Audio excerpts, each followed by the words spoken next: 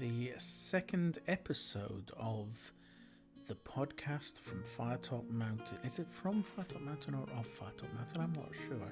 Nevertheless, this is a fighting fantasy podcast hosted by myself, Alison, Cybe, and myself, Stuart, Lloyd. Hello, Stuart.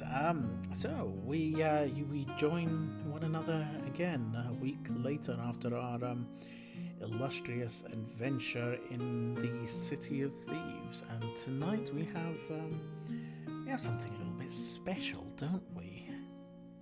It was the first and only for ages modern time fighting fantasy book set in modern times. Right, actually, yeah. I forget that there was technically a second one, wasn't there? Yes, yeah, but that was 2012. That was Blood of the Zombies. Yes, which was that would be the second one, and this one is similar. It was, well, we say modern times. It was way back in the 80s now, wasn't it? It was, yes. It was the 10th fighting fantasy book, yes, if it was set today, it probably wouldn't have happened because your character gets into the pickle they're in because they don't have a phone and they need a phone. Which means if the mobiles had been around, then they could have just called the garage and gone home, and that would have been it. So, but yes. Well, it is based on the classic horror films of the age. How many of those wouldn't have come to pass if we were trotting around with mobile phones all over the place? Exactly. Yes. So, yeah, it's a good job. It's a good job we didn't have mobile phones, because then we wouldn't have had the horror films. So, true. And we wouldn't have had House of Hell, which we are both quite familiar with. We should do a little bit of introduction for everyone. Stuart is Stuart Lloyd. Would you like to introduce yourself, Stuart? Yes. Hello, I'm Stuart Lloyd. I've got I write for the Lloyd of Gamebooks blog, which I started back in 2010. And I've written several game books, sort of fan-related fighting fantasy ones and various other ones. My current project is Scrawl, which is a solo RPG system, which will get game books in it eventually. And that's what I'm doing at the moment. And we'll pop a link down in the blurb in the doobly-doo for anyone who wants to check out your own expertise in game books, which is quite extensive. Thank you. And I'm Alison Cybe. I'm a writer in the tabletop roleplay game industry. I've worked on game lines including Starfinder, World of Darkness, and Fallout for Modifius, amongst several others. All of which probably would not have come to pass were it not for spending far too much time as a child reading fighting fantasy books. Exactly, yes. We have a lot to owe them. And this one in particular, was, as a kid, one of my absolute favourites and still is today. Oh, yes. Well, yes, it's very unique. It was also very daring for the time, because it's just full of lots of horror symbolism and various other stuff, and demons and yes. I remember. I don't know how they got away with it at the time. When looking back at it, I remember there was quite a bit of trouble with at the time. Do you remember? Was it Ian Livingstone who himself who mentioned back at the Fighting Fantasy convention about some of the tabloid kerfuffle that this particular book launched? Was it not claimed that one mother from Essex, I think it was, had witnessed the book demonically possessed, levitating up from a child's kitchen table or something? Yes, I think that was one, and so the child was levitating, I think is what she said. Oh, the child was levitating. Yes, I think that's the story, and I think Ian Livingstone also said that children across the country just thought I was really cool and wanted to buy the book even more because they could, they could levitate for $4.99 or whatever it cost at the time. So $4.99. That was a later printing. Mine was $3.99. Oh wow. Okay. Yes. Oh, the prices of paperback books, they have gone up so much. Yes. Oh dear. Yes. Well, it was good times when you could go to WH Smith's and buy some fighting fantasy books for $3.99. I remember doing that, and I think that's where I got my copy of House of Hell. Oh well, there you go. Oh yes. Well, yeah, I got a weekly fighting fantasy book from WH Smith, so they've got a lot to answer for, haven't they? So this one was also quite innovative because it being a horror book, you start off driving to somewhere that's not too important. During a storm, you're in your car, the rain is pelting down, and your engine gives out. You trudge away through the mud, through the forest, towards a dark, sinister house, hoping in desperation that the owner of the house might have a telephone that you can use. You are very, very relieved when the owner is merely the master of some cult and is not actually from the Rocky Horror Picture Show. Yes, exactly. I didn't get vibes of that when I read it first because I didn't know about it, but I kept on thinking about it at the time. But yes, so it is a little more hammer horror than Rocky Horror. It is, yes. There's no dancing. There's no time warp. You can definitely picture Christopher Lee as the master of the house. Although I think the illustrations in the book try and make him look more like Peter Cushing at times. Yes. Well. Yeah, oh, yes. Exactly. Yes. I see. I see what I see what's going on there. Yeah. Yes. With the peak and the. Yes. That was very early. Yes, it is.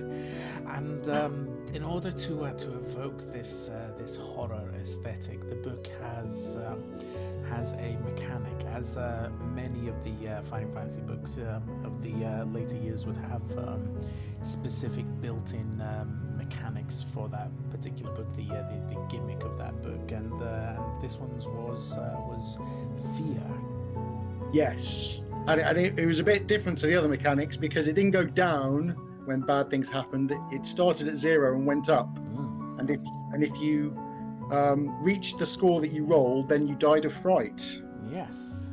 How many times did you die of fright while playing this game, Stuart? Oh, I only died of fright once. I played it 3 times and died of fright once. Oh, I died of fright. Oh, you died of fright as well? I died of fright. Excellent. Yes, it's quite. It's. I think that's the score that you have to watch out for because the combats aren't actually that difficult. Sort of, you get a few skill 8 people, but nothing really. There's one skill 10 one, but I didn't come across them. I was flicking through the book, but yes, it's the fear that you've got to watch out for.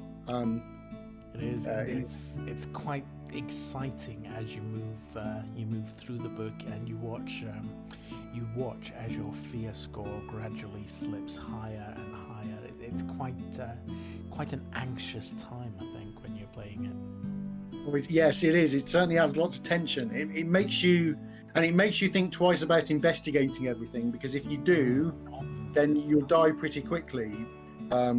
So you've got, whenever you see a door, you've got to think: do I really want to go behind it? You know you've got to go behind some doors to get out, but then let's talk about the doors. Let's talk about the doors as we get to them. So to begin with, you arrive at the mansion, and I believe you have, if you choose, you can look around the mansion as well.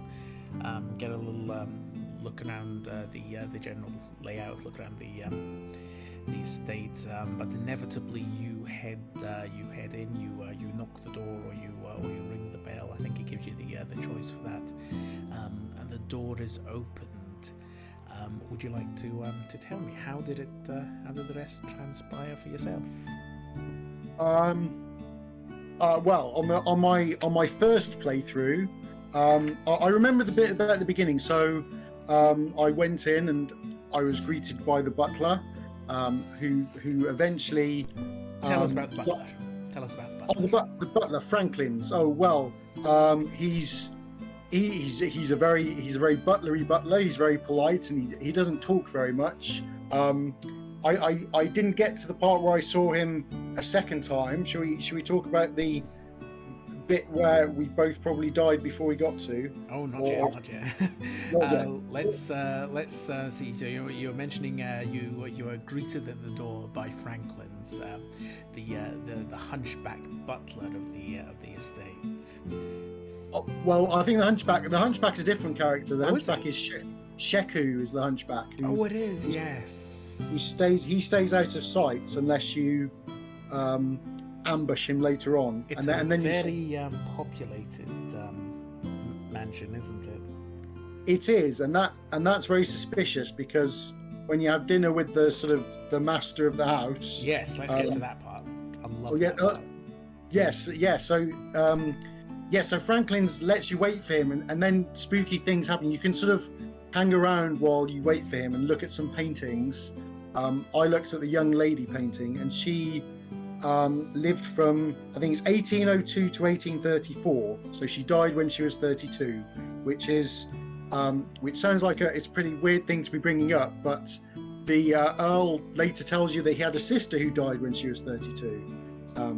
And she speaks to you, which is a bit freaky, and tells you not to drink the white wine. So I it's never pretty. Connected the two. Well, yeah, it's quite a good detail. Ooh. Yeah, so Steve Jackson was obviously thinking about it then. So yeah, she tells you not to drink the white wine, and then I ran for the painting. The painting did, yes, of the lady, and I got a fair point for that, but I remembered it was okay because you can lose it, that one at least, later on. And then I tried to escape through the door and got an electric shock, which is, so it's all very suspicious. But then I saw we met the Earl, and we had dinner. So the dinner's quite a lot of sections. The dinner's very interesting. They put a lot of time and effort into the dinner. You're given the choice between several courses, several different things that you want to eat, and I think there's a couple that will catch you out, but I think most of the choices that you have there are kind of safe, apart from of course the white wine which you've mentioned. Yes, exactly. And then yes, well, there's another option. I don't know how much should we spoil. All of it. All of it. Oh well, you shouldn't eat the cheese, and it doesn't matter if you take the duck or the lamb, but I think if you tell him you've already eaten, I think he gets a bit grumpy and then tries and attacks you. I didn't do that one, but I remember that being a pain. So I managed to get through the dinner without getting drugged, which is always an aim of mine when I eat dinner. It's to make sure I'm not stuck, and not make sure I'm not set unconscious. So yeah, it's awful when that happens to you, and you're in Wetherspoons.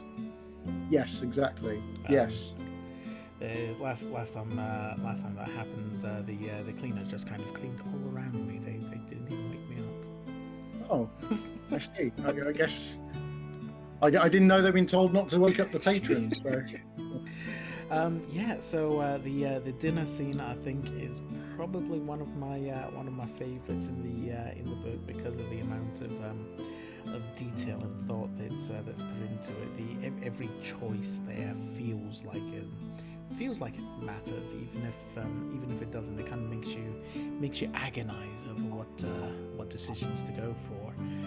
But whichever one you do go for, you kind of you inevitably wind up in the same state, which is locked within one of the guest bedrooms. Yes, exactly.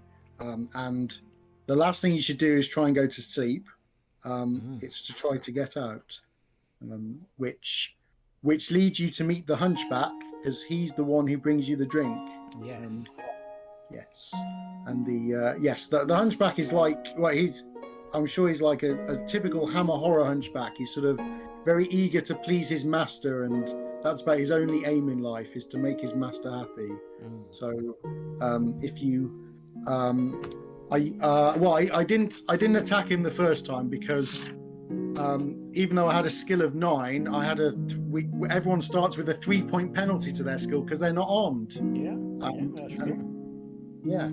This is not one of those books where you're wandering around with a sword. You're literally just a regular person who's having a really bad night. Yes. Well, yes, that's to put it mildly. So I locked him in the room and then started wandering around. I mean, you can fight him if your skill's high enough, and then you only need to hit him twice, and then he might tell you a couple of things, and then you lock him in the room. So, what did that? Yes. I don't think they're very useful. You have to do something very special to get him to tell you something useful when you see him the second time, which we'll come up to later, I'm sure. So then you're wandering around the house. I like how you wander around the house, because essentially there's a structure to the house. It's laid out, and it always kind of made me think of the house from Cluedo, where it's like over several floors, and you move through the hallway, and there's a number of doors. There's basically one after the other, and you're going from you can, if you want, just go from door to door to door, and then down the stairs, door to door to door again. But each door that you come to kind of has a little nameplate on it with a demonic kind of name on it, like the Azrael room and the Diabolos room and things like that. Yes. It's like the most sinister names of rooms you can possibly imagine. Yes, exactly. Yes, they're not the names you want in a travel lodge or something. They're the names that make you want to flee the house immediately if you haven't worked out you're supposed to already. And they don't exactly tell you what is in each of the rooms. It's like it's not like guest room, east wing, or like kitchen, lobby, like storage room. No, it's just, you go to the room and it's just like a maintenance cupboard. No, that's the Abaddon room. Literally, if you go in there, you're expecting like fallen angels, like wreaking havoc and shooting death beams at you. Exactly. Yes. Yeah. Yes. It's a wonder anyone knows how to get around it. But yeah. So I mean, if I was starting a demonic cult, I wouldn't do that. That would just get really confusing. But I'm not going to. Just putting it out there. I'm just making sure everyone knows that I'm not starting a demonic cult. Master, I cannot find the mop. I keep telling you, Sheku, it's in the Azrael room. But how am I meant to remember that? Exactly. That poor hunchback. Yes. Oh dear. So, which rooms do you particularly remember going into? Because the first room I went into had a zombie in it, so I was dead chuffed with that. What did you find in your rooms? I found. I think it was a zombie room, the Azazel room. There was a letter opener. I found the zombie as well, but they. The good thing about this book is it sort of fits in with the whole horror theme, in the sense that if this was like a fantasy book, you'd walk into a room and the thing would say, there is a zombie in the room, you fight the zombie. But in this book it was, the curtain is moving, do you want to go over to the curtain? And then you pull it away, and then there's a zombie, and you get a fear point, and then you have to fight the zombie. Yeah. So, I thought that was really well done. And then the zombie's not that strong. I think it's all about the fear points in this. Yeah. It's the fear points that just rack up as you go. And the thing is, like, most of the rooms, you'll wind up, I think like at least half of them give you fear points, or have the potential to give you fear points. Well, yes, you get fear points for everything. I mean, there's even some helpful ghosts, but because they're ghosts, when they try to help you by appearing and talking to you, they also give you fear points. So it's you can't avoid a lot of the fear points in this book. Yes, they do rack up, and you're looking at your fear score, like you say, and thinking, am I going to get through this? You kind of wind up hoping that the fear stat that you rolled at the start of the book is good and high. Yes, exactly. Yes, I've read, I think it's on TV Tropes, that you can't win the book if you have a fear of 7. I think 7's the minimum fear that you. 8's the minimum fear you need to win. So once again, they're lying about the minimum scores. You can win with the minimum scores. I mean, I died and I had a 10, so that was like, yeah. Well, yes. One of them I came across, which is made me die on my 3rd attempt, was I looked out the window to find a man hanging from a tree, and that was 3. Don't look out the window. But that's the problem. There's one window with a useful clue on it, and that's someone a sort of invisible ghost writes on it. But yes, I looked out the wrong window. Yes, so that's the problem. That's where the tension is. You know you've got to get some things to help you, but you have to go into those rooms. You have to look like in cupboards or behind curtains, and yeah. So yes, and cupboards. That was another one. I opened a door and a corpse fell on top of me. That was another 2 fear points. It's tough because the book gives you it'll give you multiple fear points in numerous situations. Yes, exactly. Yes, it does. It's very liberal with the fear point throwing out, and yeah, like there are some bits where you can't avoid them if you want to win. Like I found a ghost who I think it was the ghost of the Earl's sister, but she gave me a fear point before I even spoke to her. So I know she was only trying to help, but she was being very scary at the time. She's the one you find in the bedroom, isn't it? Oh yes. So yes, I found her as well. And yeah, I don't think that she intends to scare you. No, I get that vibe that she genuinely does want to help. Yes, but being a spectral presence from beyond the nether realms, you kind of like your hands are kind of tied there just a little bit. Exactly. Yeah, she can't really help it. So yeah. Feel a bit sorry for her. Yeah, I know. Yeah, well, yeah, she had a. Well, yeah, the Earl says she was found in the woods with 2 bite marks on her neck.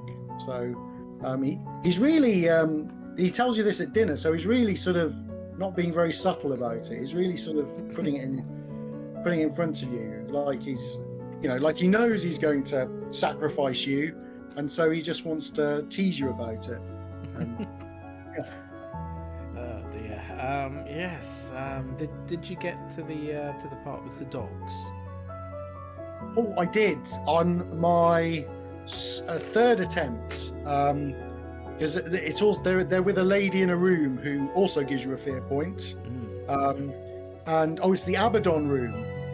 So yes. I remember that one because that's one of the rooms that I stumbled into as I was playing this today.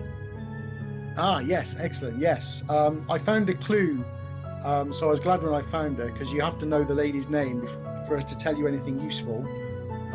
Her name is Morgana, which won't help anyone who's playing, because you also need to know a section to turn to where you can tell her name. But yeah, she's got the dogs with her, and she gives you a fear point. I think it's something's happened to her eyes. I think they're bleeding or something. Or was this one of the? This must have been one of the first Final Fantasy books where when you're given a clue, it tells you to use this clue, turn to such and such section. It is. Hang on, I'm just going on through the ones before it. So, because that became very popular It did. I think it's Steve Jackson's idea, because this is.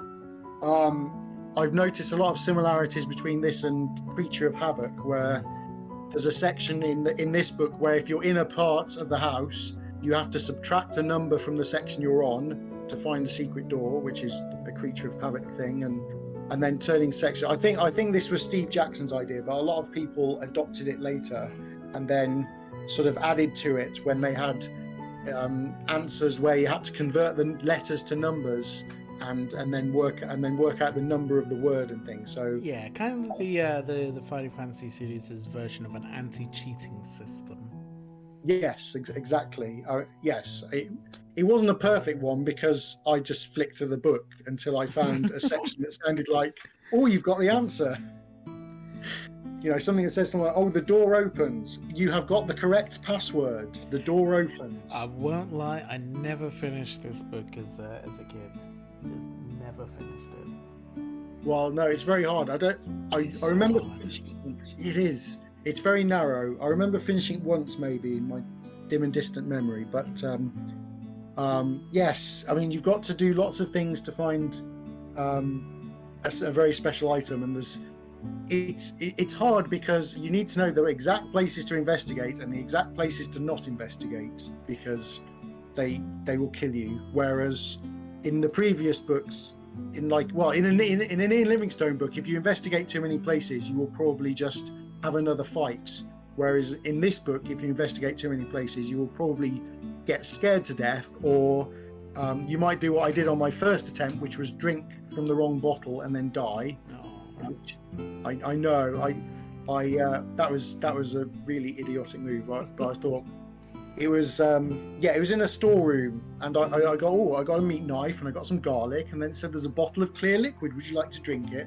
And I tried to remember if it was good or not, and I thought, oh well, I'll just drink it, and it turned out to be a big bottle of white wine, which is what you're not supposed to drink. Oh, so don't drink the white wine, that's what the portrait told you. Exactly. It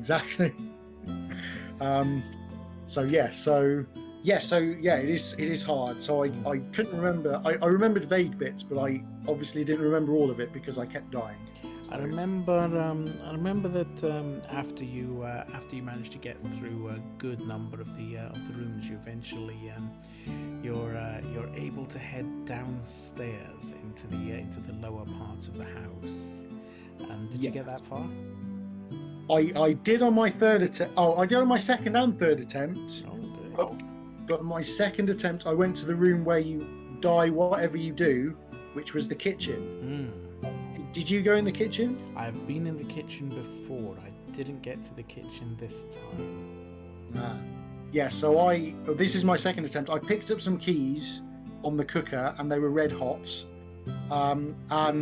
And then I tested my luck to see if I had picked them up with my sort of main hand or my other hand, and then I got captured and thrown in jail. So Steve Jackson sort of raised my hopes there by making me test my luck to see if I took a lower penalty, and then he killed me anyway. So he was toying with me there. That was pretty mean. That was mean. Yes.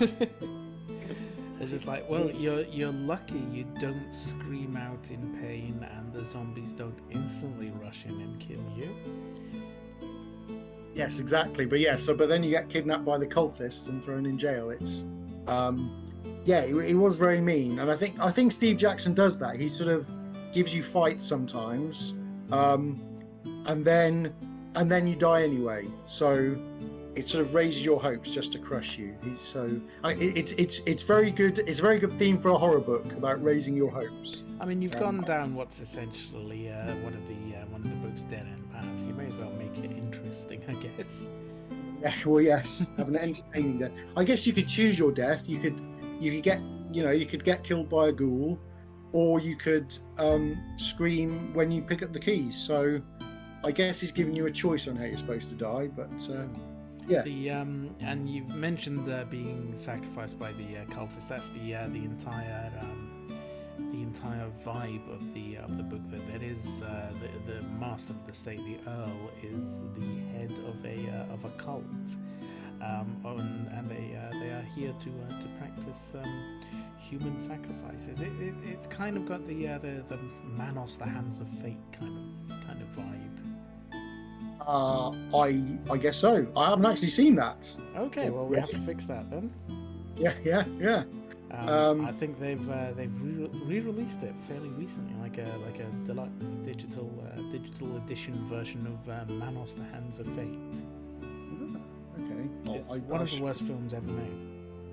Oh, I should definitely watch it then. Absolutely. It won't help you get through the book, though. So yeah, I think we mentioned that the game kind of you went through a no-win kind of dead end section there, and that's if you go down the main stairs, isn't it? Yes, that's right. But that's your first instinct, though, isn't it? It's like you're on the landing, big dramatic staircase going down. You can almost see the door out.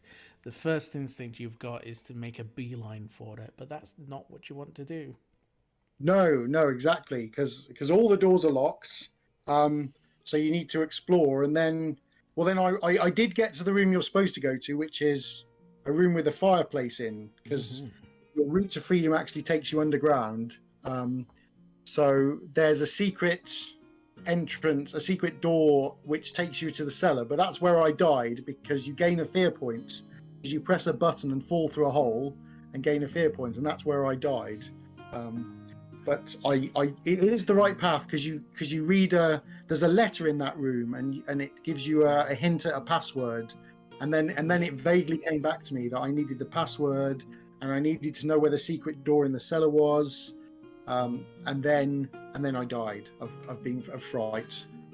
But yes. How did you die of fright?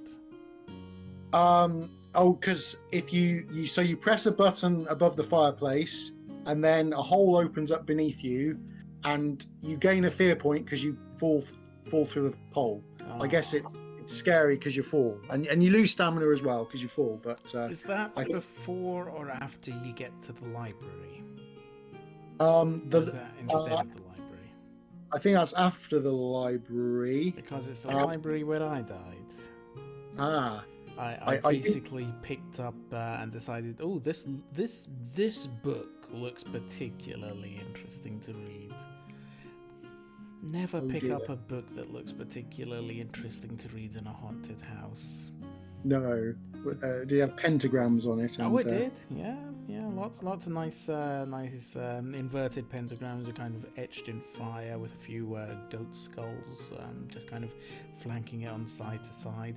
The title was the Necrono something. Okay. Yeah. Yes. I keep trying to get that, but it's always out of my current library. It's very popular, so. So yeah, my playthrough of the House of Hell ended quite auspiciously, as my character picked up the book, flicked through it, witnessed secrets best not known to humanity, and I presume just kind of gave a kind of gurgle and fell over dead. No. Yes. So. Well, yeah. So I guess you shouldn't read too much then in a haunted house. And they were almost certainly spared from the underground areas as well. Well, yes, exactly. I did go through. I did go through a bit afterwards just to see what was going on. There were clues. That's where we're going next. Let's tell people how the adventure can end. Well, yes. So the reason you need all these clues is because there's a secret room in the house which has a very special knife. It's the KRIS knife. I call it the Chris knife, but I don't know if that's the right pronunciation. I thought it was pronounced the Chris knife as well. Okay, yes. So that's the only weapon that can kill the master of the cult. Which is why they keep it so hidden away so well. Along with a bottle of black liquid, which if you open kills you instantly. You don't even get the chance to drink it. No, you don't even get the chance to drink it. Well, I could say what it is, but that would spoil a lovely death section. Yeah, because I remember when I was younger, I'd go to death sections knowing that they were death sections, but the curiosity got the better of me. Just to see there what we go. happens. Just to see what happens. Yeah, exactly. So if you get the Chris knife, you have to make your way out of the cellars. So there's various characters. There's the man in grey, who I didn't come across, but he's an ally. He's grey. He's grey because one person you ask about him thinks that he's grey because he's got a dusty robe now as opposed to a nice clean one. I remember the torturer, who you have to answer lots of questions for, and if you don't get it right, he offers you the choice of dying in a very small cage, or dying crouched down in a very small cage, or dying standing up. I remember that choice. That's a lovely choice, because you still have a bit of a hope that if you choose the right one, you can escape. Exactly, but you don't. So yes, those are the bits I remember. Cellar. And there's one more section, the sacrifice. You get to possibly stumble across the sacrifice, which I find is very interesting, because if you do the thing that you think you should do in every other fighting fantasy book, it doesn't end up so well. No. So I mean, having said that, I don't remember if even if you witness the sacrifice taking place in the catacombs beneath the house, I don't even remember if it's possible to escape. Oh, possibly not. So if you go and save the girl, then you die because you're fighting a load of people, which in real life never goes well. I've got it in front of me. I'm just trying to find a way out. I'm going to section ET. Steve Jackson, he likes to drag these things out. He doesn't just say, because 80 goes to another one. We make it sound quite grim, don't we? That the only way through the house of hell is death. Well, it probably is, yes. But no, we do assure everyone who's listening it is possible to win this game.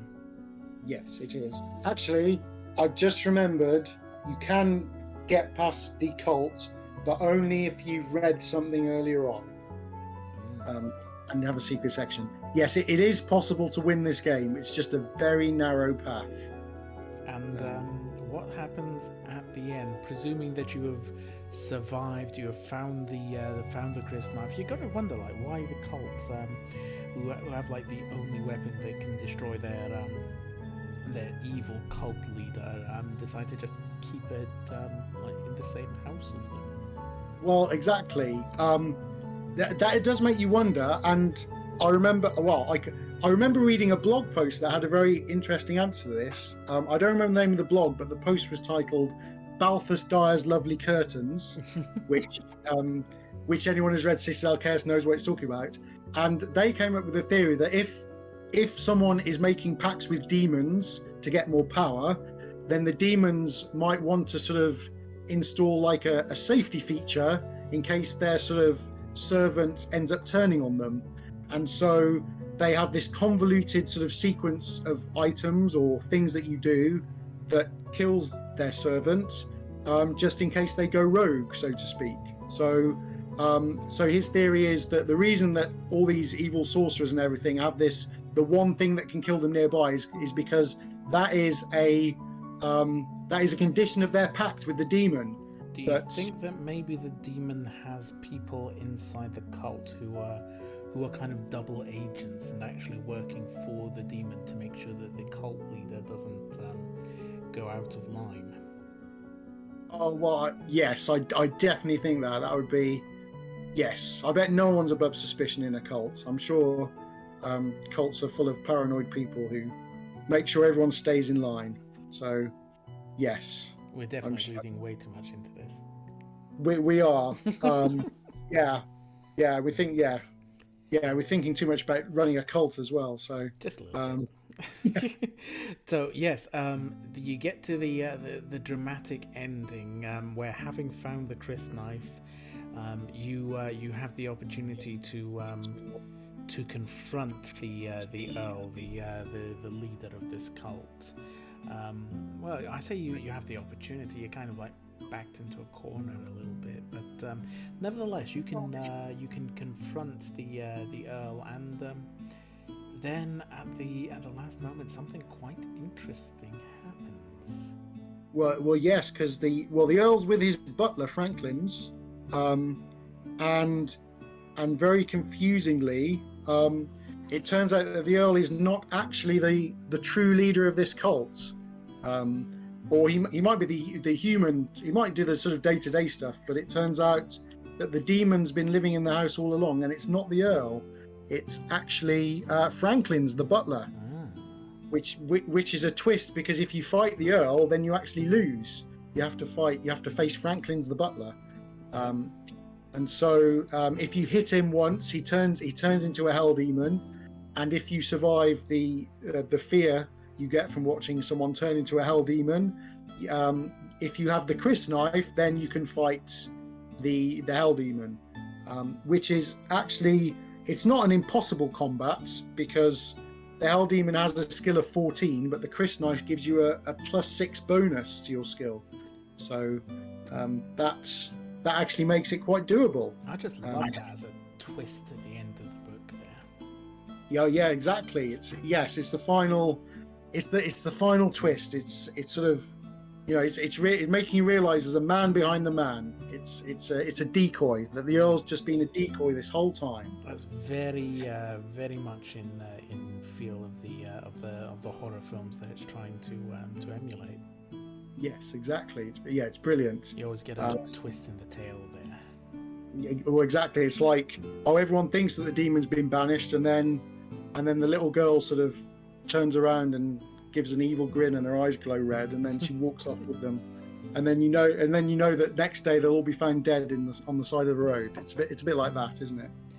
Maybe Jason's not dead after all. Oh, well, yes, exactly.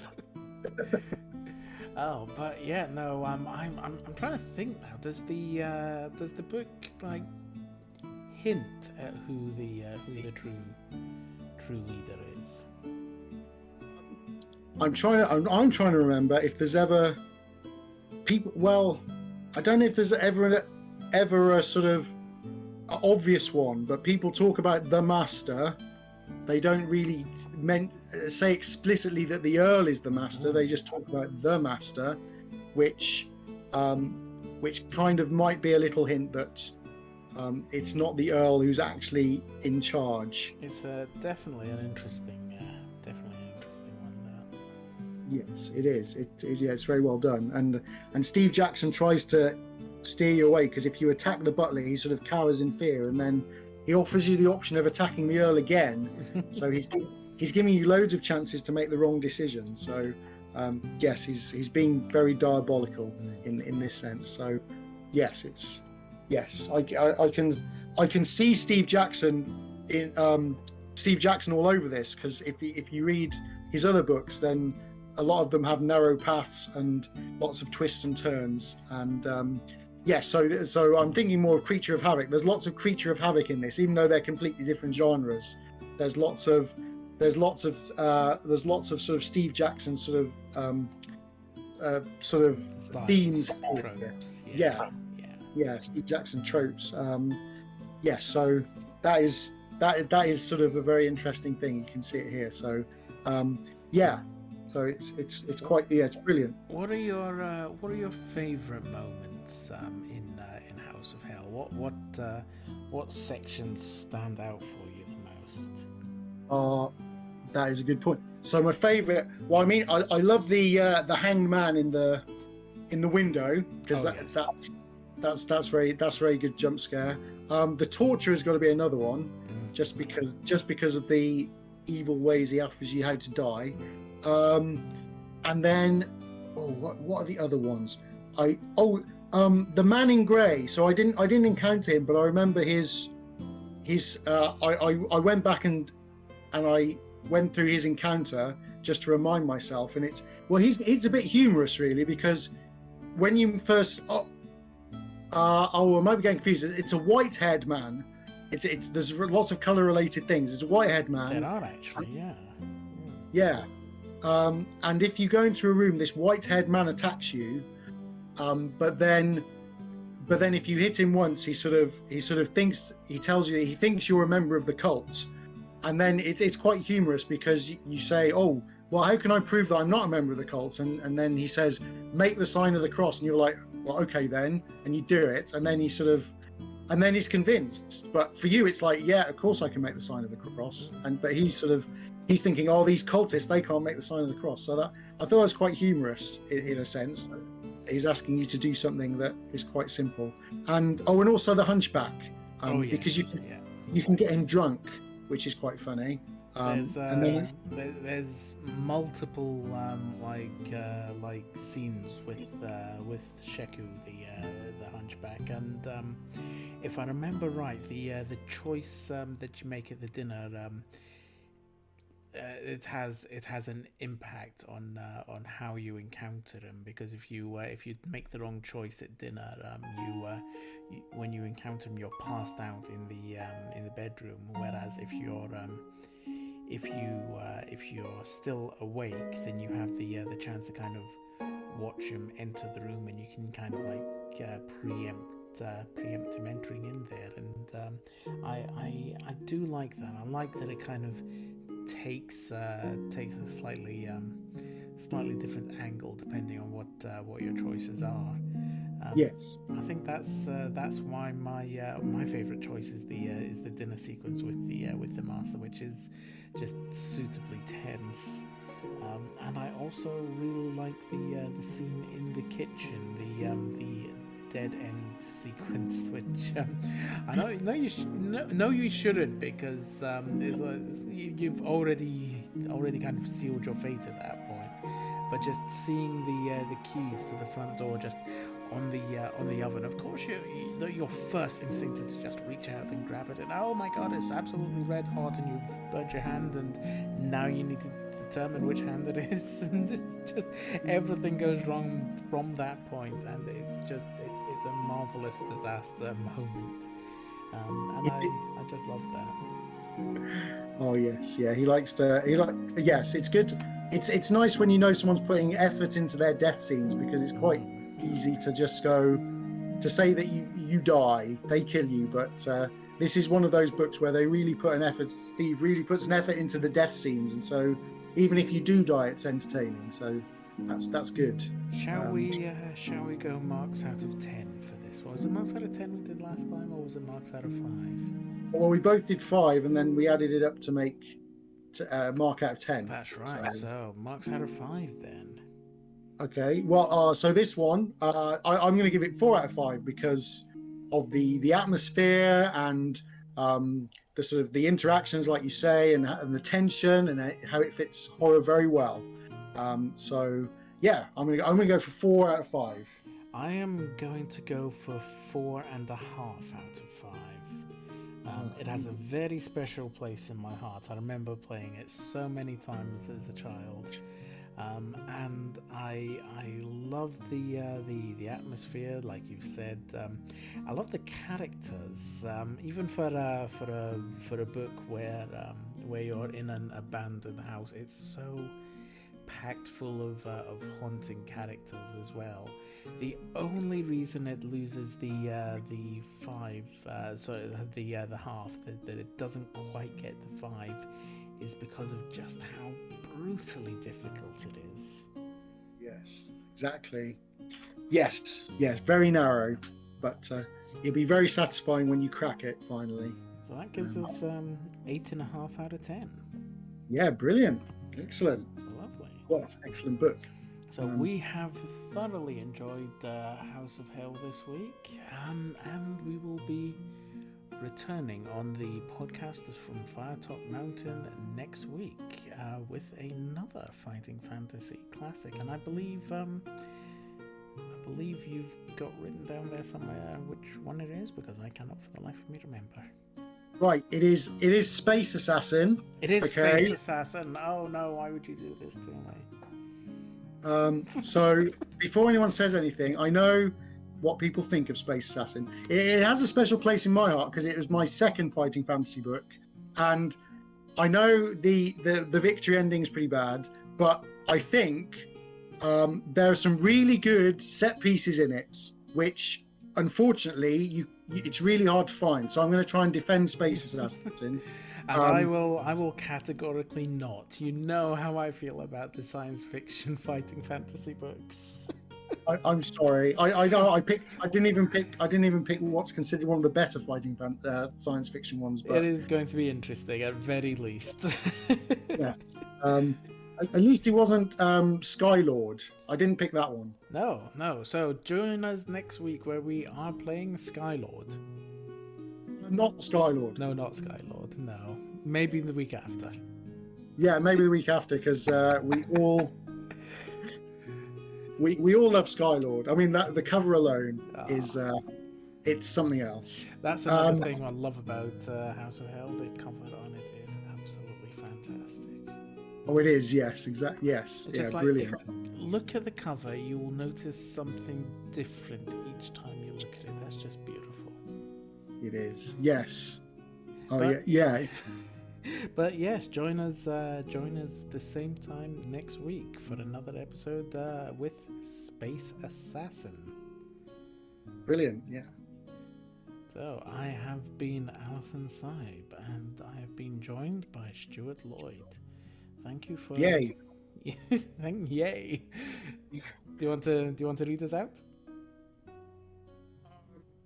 Thank you for joining us on the podcast from Firetop Mountain. It's been brilliant. See you next time. Huzzah! See you then.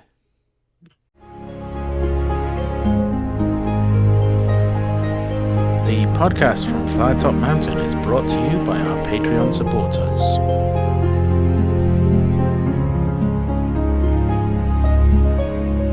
Be sure to like, comment and subscribe, ring the bell and do all the other things you need to do in order to get another season of the podcast from Firetop Mountain.